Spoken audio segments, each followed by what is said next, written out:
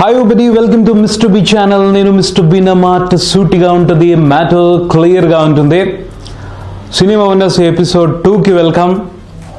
Jurassic Park మనందరికీ తెలుసు ఈ సినిమా గురించి. సినిమా అనే అద్భుతం క్రియేట్ చేసిన మహాద్భుతం జురాసిక్ పార్క్. చరిత్రలోనూ భూమి అట్టడుగు పొరల్లోనూ మాత్రమే ఉనికిని చాటుకుంటున్న డైనోసార్స్ గురించి మానవాళి మొత్తం గుర్తించేలా చేసిన సినిమా జురాసిక్ పార్క్. ఈరోజు మనందరం డైనోసార్స్ గురించి ఇంత గొప్పగా మాట్లాడుకుంటున్నామంటే కారణం ఆ క్రెడిట్ జురాసిక్ పార్క్దే. చాలా మంది రివ్యూవర్స్ని అడుగుతూ ఉంటారు 5 out of 5 ఏ సినిమాకి ఇస్తారు అని. జురాసిక్ పార్క్ లాంటి సినిమాలకి ఇస్తారు.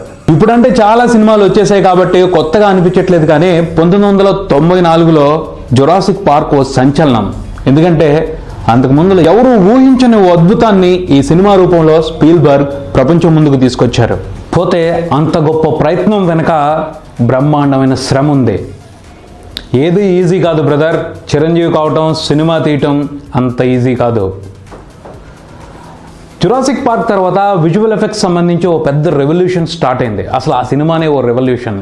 విజువల్ ఎఫెక్ట్స్ని ఇంత ఎఫెక్టివ్గా వాడగలుగుతారా, అంతరించిపోయిన ఓ జాతిని లైవ్లీగా తీసుకొచ్చి చూపెట్టారు అని ప్రపంచమే ఆశ్చర్యపోయింది. అంత బ్రహ్మాండంగా ఉంటాయి ఆ సినిమాలో విజువల్ ఎఫెక్ట్స్. పోతే ఆ విజువల్ ఎఫెక్ట్స్ అంత బాగా రావటం కోసం చిన్న శ్రమ జరగలేదు, ఓ పెద్ద యుద్ధమే జరిగింది. ముందు డైనోసార్స్ బొమ్మల్ని తయారు చేశారు. సైంటిఫిక్ ఆధారాల ప్రకారం వివిధ రకాలైన రాక్షస బల్లుల లక్షణాలని అధ్యయనం చేసి, వాటి బాడీ స్ట్రక్చర్స్ని అధ్యయనం చేసి, వాటి కదలికల గురించి తెలుసుకుని వీటన్నింటినీ కలిపి బొమ్మలు తయారు చేశారు. ఆ బొమ్మల్ని కదిలించి వాటిని క్యాప్చర్ చేసి వాటికి గ్రాఫిక్స్ అద్దారు. అలా చాలా పెద్ద తతంగమే నడిచింది. ఈ సినిమాలో చూసే ఉంటాం, రకరకాల జాతులు రాక్షస బల్లులు కనిపిస్తూ ఉంటాయి.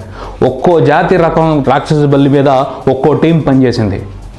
యానిమేట్రిక్స్ పపెట్స్ని తయారు చేశారు. అంటే మిషన్స్ లోపల పెట్టి బొమ్మలు కదిలేటట్టు పెద్ద పెద్ద రోబోట్స్ని తయారు చేశారు. అలాగే కొన్ని బొమ్మల్ని తయారు చేసి అందులో మనుషుల్ని పెట్టి వాళ్ళని కదిలించి షూట్ చేసి అలా కొన్ని రకాల జాతులను తయారు చేశారు. ఇలా చాలా రకాల ప్రయత్నాలు జరిగినాయి. ఇదో యజ్ఞం. అందుకనే జురాసిక్ పార్క్ అనేది చరిత్ర అయిపోయింది. ఇంకో సంగతి, బ్యాట్మెన్ డార్క్ నైట్ సినిమా తెలియని వాళ్ళు తక్కువ మంది ఉంటారు. ఆ సినిమాలో జోకర్ అయితే చాలా మందికి favourite. One of the best villains in the history of cinema. ఆ సినిమాలో జోకర్ సీన్స్ వస్తున్నప్పుడు వెనకాల బ్యాక్గ్రౌండ్ స్కోర్గా ఓ చిత్రమైన స్ట్రేంజ్ మ్యూజిక్ ట్రాక్ వినిపిస్తూ ఉంటుంది. దానికి ఇన్స్పిరేషన్ ఏంటో తెలుసా? ఓ రేజర్ బ్లేడ్ అట. చిత్రంగా ఉంది కదా. అంతే, కొన్ని అద్భుతాలు విచిత్రంగానే అలా సెట్ అయిపోతాయి. పియానో వైర్ మీద రేజర్ బ్లేడ్తో గీకుతుంటే వచ్చే మ్యూజిక్ని స్ఫూర్తిగా తీసుకునే ఆ ట్రాక్ని కంపోజ్ చేశారట. మరోటి, Alfred Hitchcock suspense crime thrillers పితామహుడు. థ్రిల్లర్ సినిమాలను ఇష్టపడేవాళ్ళు ఆయన పేరు తలవకుండా ఉండరు. ప్రపంచవ్యాప్తంగా క్రైమ్ థ్రిల్లర్స్ తీసే వాళ్ళందరికీ దేవుడు ఆయన. రామ్ గోపాల్ వర్మ గారిని అడిగితే బోల్డంత చెప్తారు ఆయన గురించి. ఆయన చేసిన బెస్ట్ వర్కుల్లో ఒక్కటిగా ప్రపంచం ఇప్పటికీ గుర్తిస్తున్న సినిమా సైకో. ఆ సినిమాలో ఓ షవర్ సీన్ ఉంది. దాని గురించి కథలుగా చెప్తారు, పాఠాలు కూడా చెప్తారు. ఆ సీన్లో ఓ అమ్మాయి స్నానం చేస్తూ ఉంటుంది. ఈలోపు మధ్యలో షవర్ నుంచి ఒక్కసారిగా బ్లడ్ పడిద్ది. ఆ సీన్ని బ్రహ్మాండంగా తీశారు హిచ్కాక్. పోతే చిత్రమైన విషయం ఏంటంటే ఆ షవర్లోంచి పడింది యాక్చువల్గా సినిమాలో కాదు, అంటే కథలో ఇంటెన్షన్ కాకుండా రియల్గా పడింది ఏంటి అంటే బ్లడ్ కాదు, చాక్లెట్ సిరప్. అంటే సినిమాలు అప్పట్లో బ్లాక్ అండ్ వైట్లో ఉండేవి కాబట్టి బ్లడ్ కలర్ గుర్తుపెట్టే అవకాశం లేకుండా పోయింది. ఎందుకంటే బ్లాక్ అండ్ వైట్లో రెడ్ అయినా బ్రౌన్ అయినా నల్లగానే కనపడతాయి కాబట్టి అలా మేనేజ్ అయిపోయింది. చాలా వరకు సినిమాల్లో ప్లే చేసేది ట్రిక్స్నే. ముద్దుగా సినిమా వాళ్ళు ఆడియన్స్ని చీట్ చేస్తూ ఉంటారు. వీటికి సంబంధించి వాళ్ళు ప్రత్యేకంగా కొన్ని షార్ట్స్ని, కొన్ని ట్రిక్స్ని నేర్చుకుంటారు కూడాను. వాటిని చీటింగ్ ట్రిక్స్, చీటింగ్ షార్ట్స్ అంటారు. ఇంకోటి, చార్లీ చాప్లిన్ ప్రపంచ ప్రసిద్ధిగాంచిన హాస్య నటుడు. ఇంకా చెప్పాలి అంటే ప్రపంచం మెచ్చి నెత్తిన పెట్టుకున్న తొలి సూపర్ స్టార్.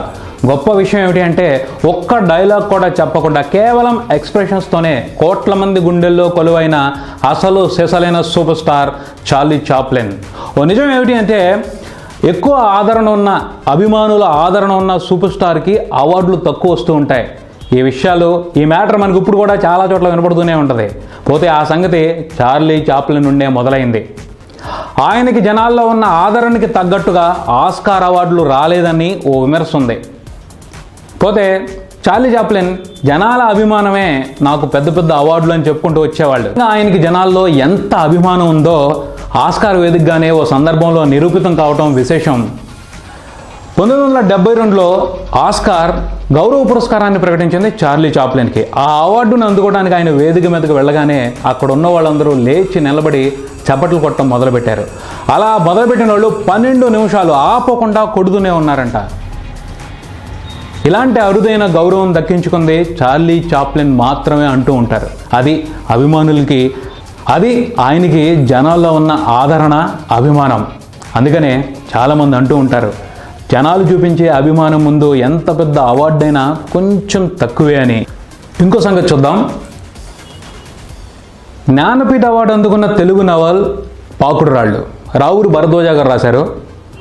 డ్రామాలు వేసుకునే చిన్న ఆర్టిస్ట్ నుంచి పెద్ద స్టార్గా ఎదిగిన నటీమణి కథే పాకుడు రాళ్ళు. సినిమా పరిశ్రమలో ఉన్నతమైన స్థానానికి ఎదిగే క్రమంలో ఇన్ని దారుణాలని దాటుకుని వెళ్ళాలా అని ఆశ్చర్యపోతాం. అవి నిజాలని తెలిసినప్పుడు షాక్ అవుతాం. పోతే ఓ ప్రముఖ నటీమణి జీవిత అనుభవాల ఆధారంగానే పాకుడు రాళ్ళు నవల రాశానని భరద్వాజ గారు చాలా సందర్భాల్లో చెప్పారు. ఆ నటీమణి ఎవరు అని చాలామంది వైపు వేళ్లు చూపెట్టారు, కానీ పలానా అని నిర్ధారించలేకపోయారు. అంత పకడ్బందీగా జాగ్రత్తలు తీసుకున్నారు భరద్వాజ గారు. ఆ రహస్యం రావూరి భరద్వాజ గారికి, ఆయన భార్యకి మాత్రమే తెలుసట. ఆయన చనిపోయారు, ఆయన భార్య చెప్పే ప్రసక్తే లేదన్నారు. ఇప్పటికీ పాకుడు రాళ్ళలో ఉన్న స్టార్ హీరోయిన్ ఎవరు అన్నది సస్పెన్స్గానే మిగిలిపోయింది. అవకాశం ఉంటే ట్రై చేయండి, నవల్ చదవండి, గెస్ చేయండి ఆ హీరోయిన్ ఎవరో. ఇది ఎపిసోడ్. మరో ఎపిసోడ్తో మళ్ళీ కలుద్దాం. Keep watching Mr B channel. నేను మిస్టర్ బి. Thank you.